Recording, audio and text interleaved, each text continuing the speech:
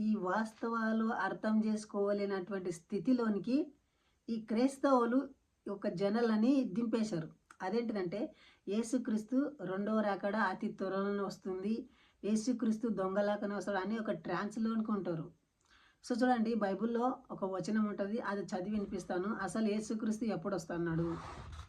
చూడండి, మత్తయి సువార్త 24వ అధ్యాయము 34వ వచనము.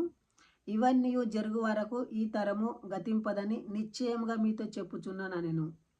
సో యేసుక్రీస్తు శిష్యులు అడుగుతారు, అయ్యా నీ వచ్చే రాకడ ఎప్పుడు వస్తుంది, నువ్వు ఎప్పుడు ఈ లోకానికి వస్తావు అంటున్నాని చెప్తారు. అప్పుడు యేసుక్రీస్తు ఏమంటారంటే, ఇవన్నీ జరుగు వరకు ఈ తరం గతింపదు అంటున్నంటే ఆ గడియలోనే వస్తా అని చెప్పారు. కానీ ఈరోజు పెద్ద పెద్ద పిహెచ్డి చేసుకున్న వాళ్ళు, పెద్ద పెద్ద చదువులు చదివిన వాళ్ళు ఈ లేఖనాలు చూపిస్తే నమ్మరు. ఎందుకు నమ్మరు? బైబిల్ అందరికి అర్థం కాదు అని చెప్తుంటారు. బైబిల్ ఎందుకు అర్థం కాదు? ఇంత చక్కగా రాశారు కదా, ఇవన్నీ జరుగు వరకు ఈ తరం గతించదని. సో ఇట్లా చెప్తుంటే మిమ్మల్ని దోచుకోవడానికి, మీ దగ్గర దశమ భాగం వసూలు మీరు అర్హులు.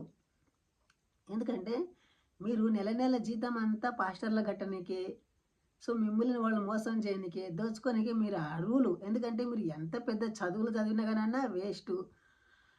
ఎందుకంటే ఒక ట్రాన్స్లో మీరు నమ్ముతున్నారు. మన ఒక సంప్రదాయాన్ని వదిలిపెట్టి అటుపక్క కన్వర్ట్ అవుతున్నారు కదా, అది మీ తెలివి తక్కువ పని అంటే మీకు అర్థం కాదు.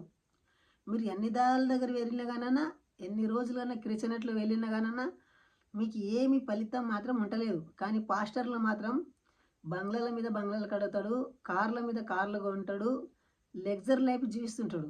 కానీ క్రీస్తుని నమ్ముకున్న విశ్వాసులు మాత్రము యాడ ఉన్నోళ్ళు ఆనే ఉంటారు. దొంగ సాక్ష్యాలు చెప్పుకుంటూ మాకు జ్వరం పోయా అంటారు.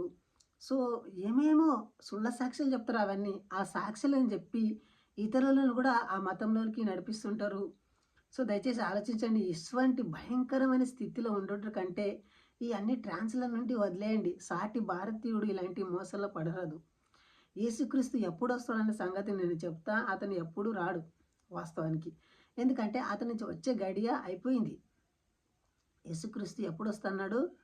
అప్పుడే వస్తున్న అతన్ని ఆ తరంలోనే వస్తానండి. సో అప్పుడే వాళ్ళు ఏం చేస్తారంటే, అక్కడ ఉన్న క్రైస్తవులందరూ, పేతురు కానీ ఆ శిష్యులు కానీ, అక్కడ ఉన్న వారిని అంతా పొలాలు ఉంటాయి కదా, ప్రాపర్టీ అన్నీ అమ్మిపిస్తారు. అమ్మిపించిన తర్వాత నా దగ్గర తీసుకురండి అంటాడు. అపోస్తుల కార్యంలో 5వ అధ్యాయంలో అననీయ సఫర్య అని ఉంటారు. వాళ్ళు ఏం చేస్తారంటే, వాళ్ళకు ఒక ప్రాపర్టీ కొంత దాచుకొని కొంత తెచ్చి అపోస్తుల పాదాల దగ్గర పెడతారు. అప్పుడు ఈ పేతురు ఏం చేస్తాడంటే వాళ్ళని చంపేస్తాడు.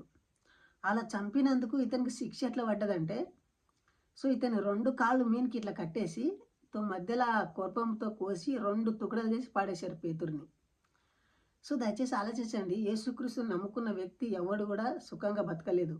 అందరూ కూడా అన్యాయంగా జీవిస్తుంటారు, అక్రమంగా జీవిస్తుంటారు, ఒక అబద్ధాన్ని నమ్ముతుంటారు, ఎప్పుడు చూసినా ఒక ట్రాన్స్లో ఉంటారు. సో ఇలాంటి ట్రాన్స్లోకి వెళ్ళి మీరు బయటికి రావాలని కోరుతూ, ఇది మా ఒక హిందూ సోదరుల గురించే ఈ వీడియో చేస్తున్నానండి. క్రైస్తవులకు వ్యతిరేకం కాదు. ఎందుకంటే వాళ్ళు మా వారిని కన్వర్ట్ చేసుకొని క్రిస్టియన్లు కలుపుతున్నారు కాబట్టి ఈ వీడియో చేస్తున్నాను. సో ఈ వీడియో కనుక మీకు నచ్చితే లైక్ చేసి సబ్స్క్రైబ్ చేయండి. సో మీకు ఏమైనా డౌట్లు, సందేహాలు ఉంటే కమెంట్ చేయండి. వీలైన వాళ్ళు కూడా కాల్ కూడా చేయండి. జై శ్రీరామ్, భారత మాతకు జై.